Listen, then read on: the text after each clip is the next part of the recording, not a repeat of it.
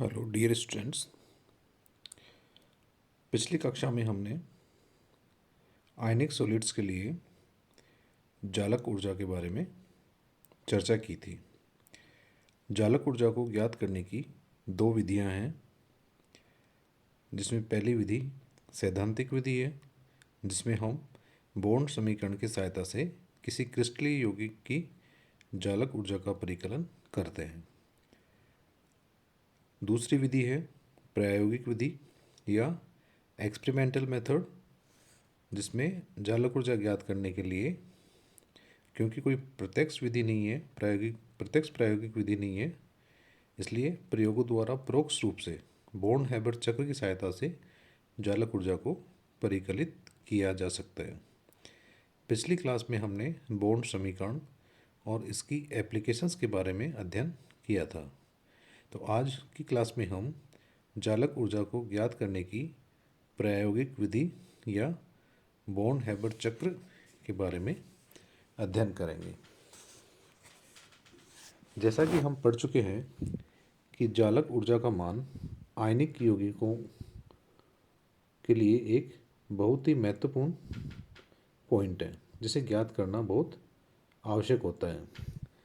सामान्य प्रयोगों की सहायता से किसी आयनिक क्रिस्टल की जालक ऊर्जा ज्ञात करना बहुत ही कठिन होता है। इसका मान बोर्न हैबर चक्र की सहायता से आसानी से ज्ञात किया जा सकता है।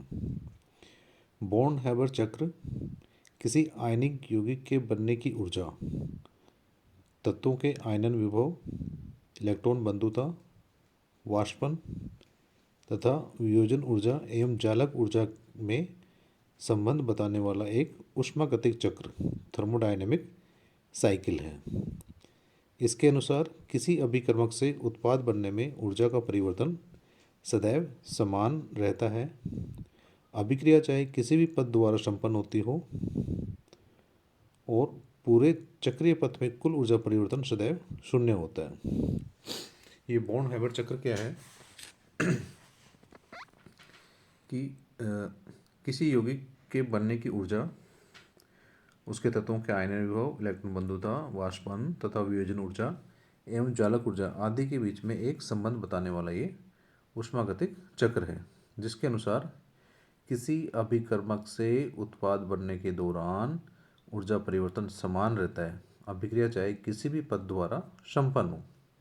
अभिक्रिया के संपन्न होने का तरीका या उसका पथ है वो कुछ भी हो, उस अभिक्रिया के दौरान जो ऊर्जा परिवर्तन होगा वो हमेशा समान रहेगा और इस पूरे चक्रीय पथ में कुल ऊर्जा परिवर्तन सदैव शून्य रहेगा। इन दो बातों के आधार पर ये बोर्न हैबर चक्र दिया जाता है।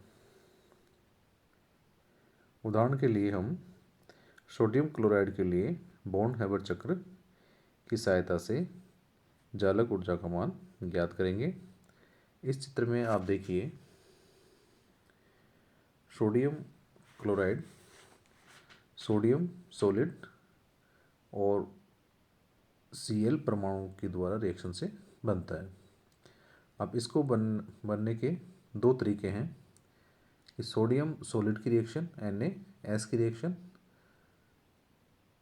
एक क्लोरीन परमाणु की गैसीय अवस्था में करवा दे तो NaCl सॉलिड बन जाएगा और -Q जो यहाँ से एनर्जी रिलीज हुई है उसका मान है।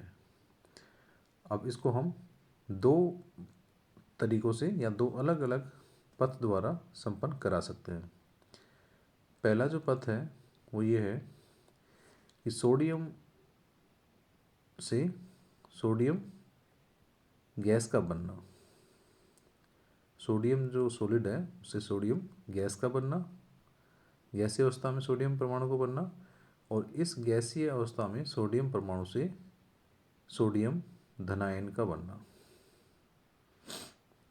यानी सोडियम जो एक ठोस अवस्था में है उसका सोडियम परमाणु को गैसीय अवस्था में कन्वर्ट करेंगे। और किसी ठोस का गैसीय अवस्था में परिवर्तन क्या कहलाता है? उदर्वपातन। और सोडियम जो गैसीय अवस्था में है उसको सोडियम धनायन में परिवर्तन करने के लिए क्या करना होगा? उसमें से एक इलेक्ट्रॉन को बाहर निकालना होगा, यानी उसका आयनन करना होगा। और इस कार्य के लिए जो ऊर्जा दी जाती है वो कहलाती है आयनन ऊर्जा, जिसको हम आई से प्रदर्शित करते हैं। और जो ऊर्ध्वपातन ऊर्जा है उसको हम एस से प्रदर्शित करते हैं। तो इस प्रकार सोडियम ठोस अवस्था से हम सोडियम परमाणु को गैसीय अवस्था में आयन के रूप में प्राप्त करते हैं। दूसरा जो इसका अभिकर्मक है वो है क्लोराइड आयन गैसीय अवस्था में। तो इसको कैसे प्राप्त करेंगे हम?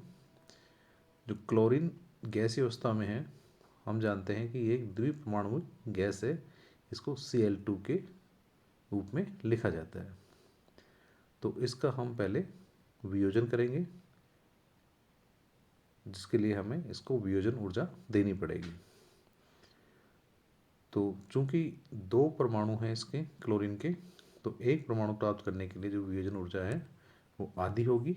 इसको हम D/2 से लिखते हैं। तो इस वियोजन ऊर्जा द्वारा हम क्लोरीन के द्विपरमाणुक अणु को तोड़कर क्लोरीन का एक परमाणु प्राप्त करते हैं गैसीय अवस्था में।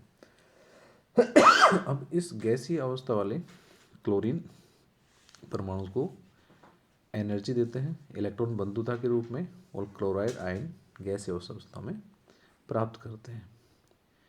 अब इस क्लोराइड आयन गैसीय अवस्था में जो है उसकी रिएक्शन हम सोडियम आयन से, जो भी गैसीय अवस्था में है, रिएक्शन होती है और NaCl क्या बन जाता है? सॉलिड बन जाता है ठोस के रूप में, और एक ऊर्जा रिलीज होती है जिसको हम U नोड के द्वारा लिखते हैं। यह क्या है? जालक ऊर्जा है। और जो फर्स्ट स्टेप में सोडियम सॉलिड और 1/2 Cl2 गैस से जो रिएक्शन होती है, और -Q के रूप में जो एनर्जी निकल रही थी उसको हम हीट ऑफ फॉर्मेशन कहते हैं। तो चूंकि इस बॉन्ड हार्बर चक्र में हमने बताया पहले कि अभिक्रिया चाहे कोई से भी पथ के द्वारा संपन्न हो, इसका जो कुल ऊर्जा परिवर्तन है वो क्या है? समान रहता है। तो उपरोक्त जो स्टेप्स हैं उसके आधार पर हम ये कह सकते हैं कि जो हीट ऑफ फॉर्मेशन है, सम वन एनर्जी -Q, वो दूसरे पद द्वारा जो NaCl बना उसमें ऊर्जा परिवर्तन के बराबर रहेगा। कौन सा पद में परिवर्तन क्या हुआ? हमने सोडियम जो सॉलिड अवस्था में था उसको ऊर्ध्वपातन के लिए एनर्जी दी, ऊर्ध्वपातन ऊर्जा के रूप में सम्मिलेशन एनर्जी S। फिर उसका आयनाइजेशन किया, सोडियम जो गैसीय अवस्था में प्राप्त हुआ उसके लिए एनर्जी दी I। और उसके बाद में जो Cl2 का जो अणु था उसको वियोजित करने के लिए एनर्जी दी, डिसोसिएशन एनर्जी या वियोजन ऊर्जा D/2। और उसके बाद में हमने इसमें एक इलेक्ट्रॉन ऐड किया, वो इलेक्ट्रॉन ऐड करने से एनर्जी रिलीज हुई इलेक्ट्रॉन बंधुता के रूप में, इसलिए ये क्या है? -E। और टोटल जो रिएक्शन है ओवरऑल, उसके बाद में जो क्रिस्टल बना NaCl का सॉलिड फॉर्म में, Cl क्लोराइड आयन गैसीय अवस्था में और सोडियम आयन गैसीय अवस्था में, इनकी रिएक्शन से जो NaCl का क्रिस्टल बना और वो सॉलिड बना, उसमें जो एनर्जी रिलीज हुई उसको हम -U से लिखेंगे। तो इस प्रकार S + I + D/2 -E और -U + Q = 0, यानी इसमें कुल जो ऊर्जा परिवर्तन है वो क्या होता है? शून्य होता है। यानी पूरे जो चक्रीय पथ में जो कुल ऊर्जा परिवर्तन होता है शून्य होता है। तो ये इसकी वजह से क्या हुआ? S + I + D/2 -E -U node + Q = 0। अब इसमें स्टेप्स क्या हुई? सोडियम परमाणु का अलग होना, NaS + S एनर्जी दी हमें, ऊर्ध्वपातन ऊर्जा होती 26 किलो कैलोरी पर मोल, और सोडियम गैसीय अवस्था में आ गया, इसको ऊर्ध्वपातन ऊर्जा कहा। दूसरा स्टेप क्या हुआ इसमें? सोडियम आयन का बढ़ना। सोडियम शुरू में किस अवस्था में था? गैसीय अवस्था में, और उससे हमें आयनाइजेशन एनर्जी दी I के रूप में 118 किलो कैलोरी पर मोल, और ये सोडियम गैसीय अवस्था में आ गया और एक इलेक्ट्रॉन निकल के बाहर आ गया। तो इस प्रकार से सोडियम जो गैसीय अवस्था में था उसका आयनाइजेशन हो गया। तीसरा जो स्टेप है वो क्लोरीन परमाणु का बनना है जिसमें क्लोरीन परमाणु बने हैं। जब क्लोरीन के अणु को वियोजन ऊर्जा दी जाती है तो 2 क्लोरीन परमाणु बनते हैं, अतः क्लोरीन का एक परमाणु प्राप्त करने के लिए इसकी आधी ऊर्जा की आवश्यकता पड़ेगी। तो क्लोरीन की वियोजन ऊर्जा 57.8 किलो कैलोरी पर मोल होती है। तो इसकी आधी जो वियोजन ऊर्जा है वो 28.9 किलो कैलोरी पर मोल हो गई। तो इसको इस रिएक्शन से भी हम लिख सकते हैं कि 1/2 Cl2 गैसियस फॉर्म में, और इसको D/2 यानी डी यानी डिसोसिएशन एनर्जी, इसकी आधी एनर्जी दी हमने 28.9 किलो कैलोरी पर मोल, और इससे Cl का एक परमाणु गैसीय अवस्था में प्राप्त हो गया। चौथा जो स्टेप था इसमें वो ये है क्लोराइड आयनों का बनना, यानी क्लोरीन ऋण आयनों का बनना। जब क्लोरीन का एक गैसीय परमाणु एक इलेक्ट्रॉन को ग्रहण करता है तो वह क्लोराइड आयन के रूप में परिवर्तित हो जाता है। इस प्रक्रम में ऊर्जा निकलती है जो इलेक्ट्रॉन बंधुता कहलाती है। तो क्लोरीन की इलेक्ट्रॉन बंधुता का मान 90.7 किलो कैलोरी पर मोल होता है। वो रिएक्शन कैसे लिखेंगे हम इसकी, Cl गैसीय अवस्था में, इसमें एक इलेक्ट्रॉन का ऐड हो रहा है और Cl माइनस गैसीय अवस्था बनेगा, क्लोराइड आयन बनेगा, और इलेक्ट्रॉन बंधुता के रूप में एनर्जी यहाँ पे रिलीज होगी, इसलिए हम इसको प्लस चिन्ह द्वारा लिखेंगे। और ये ऊर्जा कितनी है, 90.7 किलो कैलोरी पर मोल। अब आगे क्या होता है, सोडियम क्लोराइड आयनों युग्मों का बनना, यानी सोडियम जब विपरीत आवेशित सोडियम एवं क्लोराइड आयन एक दूसरे को आकर्षित करके एक आयन युग्म बनाते हैं और क्रिस्टल जालक में एक विशेष व्यवस्था प्राप्त करते हैं तो तंत्र स्थायित्व प्राप्त करता है, और इस प्रक्रम में कुछ ऊर्जा निकलती है जिसे हम जालक ऊर्जा कहते हैं। तो सोडियम क्लोराइड के लिए जालक ऊर्जा का मान 180.4 किलो कैलोरी पर मोल होता है। तो जो टोटल जो रिएक्शन है उसको हम लिख देंगे -Q बराबर S plus D/2 plus I minus E और U नोड। तो ये हो जाएगा 26 plus 28.9 plus 118 minus 90.7 and minus 180.4 is equal to 98.2 kilo calorie per mole. तो इससे Q का जो वैल्यू है वो आ जाएगा 98.2 किलो कैलोरी पर मोल। प्रयोगों द्वारा सोडियम धातु व क्लोरीन गैस की अभिक्रिया द्वारा ऊष्मा 98.2 किलो कैलोरी पर मोल ही प्राप्त होती है। तो ये था ब्राउन हैबर चक्र। अब इस ब्राउन हैबर चक्र की क्या क्या एप्लीकेशंस हैं। पहली है इलेक्ट्रॉन बंधुता का मान ज्ञात करना। कई तत्वों की इलेक्ट्रॉन बंधुता का मान सामान्य विधियों द्वारा ज्ञात कर पाना अत्यंत कठिन होता है। ऐसा तत्वों के इलेक्ट्रॉन बंधुता के मान बॉर्न हैबर चक्र की सहायता से आसानी से ज्ञात किए जाते हैं। ये जो समीकरण आई थी उसमें E जो था वो इलेक्ट्रॉन बंधुता था, तो E बराबर हम लिख सकते हैं Q plus S plus I plus 1/2 D minus U। दूसरा जो उसका पॉइंट है वो है इसकी सहायता से आयनिक यौगिकों के स्थायित्व को आसानी से समझाया जा सकता है। उदाहरण के लिए मैग्नीशियम ऑक्साइड एक बहुत ही स्थायी यौगिक है, जबकि मैग्नीशियम से मैग्नीशियम द्विधनायन प्राप्त करने में बहुत अधिक ऊर्जा की आवश्यकता होती है, और ऑक्सीजन से ऑक्साइड आयन प्राप्त करने में बहुत ऊर्जा की आवश्यकता होती है। लेकिन Mg2+ व O-2 के संयोग से MgO बनने में बहुत सारी चालक ऊर्जा मुक्त होती है। इसके लिए जो रिएक्शन होंगी वो इस तरह से होंगी। पहला जो स्टेप है इसमें Mg से Mg2+ आयन का बनाना, तो उसमें Mg से एक इलेक्ट्रॉन निकलेगा और Mg+ बन जाएगा, और जो एनर्जी है वो हमें देनी पड़ेगी आयनिक पोटेंशियल फर्स्ट के बराबर जो है 737 किलोजूल पर मोल। फिर जो Mg+ बना उसमें से एक इलेक्ट्रॉन फिर निकालना पड़ेगा और फिर इसको हमें एनर्जी देनी पड़ेगी, इसको हम आयनिक पोटेंशियल 2 के नाम से कहेंगे Ip2, और ये है 1450 किलोजूल पर मोल। तो ओवरऑल जो रिएक्शन है उसमें मैग्नीशियम आयन है, इससे 2 इलेक्ट्रॉन रिलीज हुए और Mg2+ आयन बना और 2187 किलो जूल पर मोल एनर्जी हमें इसको देनी पड़ी। अब ऑक्सीजन से ऑक्साइड आयन बनेगा तो उसमें क्या होगा, ऑक्सीजन में 1 इलेक्ट्रॉन ऐड करना पड़ेगा, एनर्जी रिलीज होगी, वो है 142 किलो जूल पर मोल।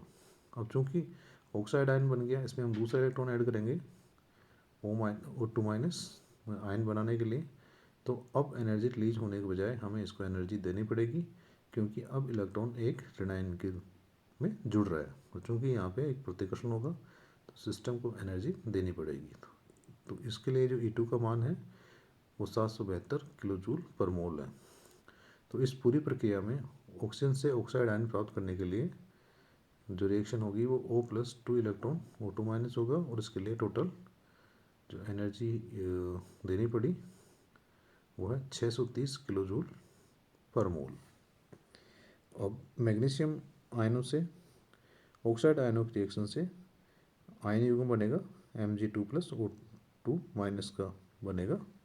तो इसमें जो रिएक्शन होगी Mg2+O2- और Mg2+O2- और इसके लिए जो चालक ऊर्जा है वो 3912 किलो जूल पर मोल होगी। इस कारण मैग्नीशियम ऑक्साइड के लिए जो हीट ऑफ फॉर्मेशन है Q का मान अत्यंत ऋणात्मक 601.66 किलो जूल पर मोल हो जाता है, जो कि MgO को एक स्थायी यौगिक बनाता है। तो तीसरे इसके जो एप्लीकेशन है, इस प्रकार NaCl तो बनेगा लेकिन NaCl2 नहीं बनता, इसकी भी हम व्याख्या कर सकते हैं। इसी प्रकार MnCl2 बनता है, कैसे MnCl नहीं बनेगा, इसका भी हम स्पष्टीकरण बोर्न-हाइबर चक्र की सहायता से दे सकते हैं। इस चक्र का उपयोग करते हुए यदि Q का मान ऋणात्मक आता है तो यौगिक बनेगा, अन्यथा नहीं, और Q का जितना अधिक ऋणात्मक मान होगा उतना ही अधिक यौगिक स्थायी बनेगा। तीसरी जो एप्लीकेशन है इसकी वो है प्रोटॉन बंधुता, प्रोटॉन एफिनिटी का मान ज्ञात करना। प्रोटॉन बंधुता का मान भी बोर्न-हाइबर चक्र की सहायता से ज्ञात किया जा सकता है। एक ऋणायन जब प्रोटॉन से जुड़कर अम्ल का अणु बनता है तो प्रक्रम में ऊर्जा निकलती है और यही ऊर्जा क्या कहलाती है, प्रोटॉन बंधुता। रिएक्शन होती है इसकी X- गैसियस अवस्था में प्लस H+ गैसियस अवस्था में और HX गैसियस अवस्था में बनेगा और पोटेंशियल एनर्जी के इक्वल एनर्जी रिलीज होगी। इसके लिए बोर्न-हाइबर चक्र निम्न प्रकार से होगा। एग्जाम्पल हमने लिया है इसमें हाइड्रोजन गैसियस अवस्था में और X यानी हैलाइड भी गैसियस अवस्था में, और दोनों रिएक्शन करके आयन युग्म बनाएंगे H+X- गैसियस अवस्था में, और यहाँ पे D के बराबर एनर्जी रिलीज होगी। अब H गैसियस अवस्था से H+ गैसियस अवस्था में कैसे बनेगा, इसको आयनाइजेशन एनर्जी देंगे तो H+ गैसियस अवस्था में बनेगा, और फिर इसकी रिएक्शन हम X से करवाएंगे तो X को X- गैसियस अवस्था में लाने के लिए इलेक्ट्रॉन एफिनिटी के इक्वल एनर्जी यहाँ से रिलीज होगी। अभी जो दोनों रिएक्शन होंगी H+ और X- की रिएक्शन, और H+ X- बनेगा, गैस आयन पेयर बनेगा, इससे जो एनर्जी रिलीज होगी वो कहलाएगी प्रोटॉन एफिनिटी। तो यहाँ पे -D बराबर I- E- Pa, Pa क्या है, प्रोटॉन एफिनिटी, Pa बराबर क्या हो जाएगा I+D - E, और D यहाँ पे D क्या है, डिसोसिएशन एनर्जी ऑफ HX, और P क्या है, प्रोटॉन एफिनिटी है। इसी प्रकार हम अमोनियम क्लोराइड का उदाहरण लेके भी इसको समझ सकते हैं। जैसा कि आप इस डायग्राम में देख रहे हैं कि अमोनियम क्लोराइड कैसे बनेगा, अमोनिया की रिएक्शन गैसीय अवस्था में, HCl गैसीय अवस्था में, इससे रिएक्शन होगी और NH4Cl सॉलिड अवस्था में बनेगा और डेल्टा H के बराबर यहाँ पे एनर्जी रिलीज होगी। अब अमोनिया है, इसको डिसोसिएशन करेंगे हम HCl को, तो HCl को डिसोसिएशन करेंगे तो इसके लिए D हमें एनर्जी देनी पड़ेगी, DHCl, तो HCl डिसोसिएट होके H गैसियस में और Cl गैसियस स्टेट में चेंज हो जाएगा। फिर इसको हमें आयनाइजेशन एनर्जी देनी पड़ेगी H+ बनाने के लिए, और H से 1 इलेक्ट्रॉन रिलीज हो जाएगा और हमें क्या मिल जाएंगे NH3 प्लस H प्लस गैसीय अवस्था में और Cl गैसीय अवस्था में। फिर हमें इलेक्ट्रॉन एफिनिटी के इक्वल एनर्जी रिलीज होगी Cl गैसीय अवस्था से Cl माइनस बनने के लिए, और हमें प्राप्त हो जाएंगे अमोनिया गैसीय अवस्था में, H प्लस गैसीय अवस्था में और Cl माइनस गैसीय अवस्था में। अब अमोनिया में एक प्रोटॉन ऐड हो जाएगा और NH4 प्लस बन जाएगा और एनर्जी रिलीज होगी वो कहलाएगी प्रोटॉन एफिनिटी। और इसके बाद में हमारे पास होंगे NH4 प्लस गैसियस स्टेट में और Cl माइनस ये भी गैसियस स्टेट में, और इन दोनों के रिएक्शन होके बन जाएगा NH4Cl सॉलिड स्टेट में। तो delta H is equal to DHL dissociation energy HCl की, IE आयनाइजेशन एनर्जी हाइड्रोजन की, माइनस EA इलेक्ट्रॉन एफिनिटी यानी इलेक्ट्रॉन बंधुता क्लोरीन की, minus PA proton affinity ammonia की, और माइनस U नोड जालक ऊर्जा अमोनियम क्लोराइड की। और इन सब में वैल्यू पुट करने पर प्रोटॉन एफिनिटी का मान आता है -895 किलो जूल पर मोल। तो इस प्रकार हम प्रोटॉन एफिनिटी भी बॉर्न हैबर चक्र की सहायता से ज्ञात कर सकते हैं। चैनल के अपडेट्स पाने के लिए आप इस चैनल को लाइक कीजिए, सब्सक्राइब कीजिए और अपने दोस्तों में शेयर कीजिए। थैंक्स।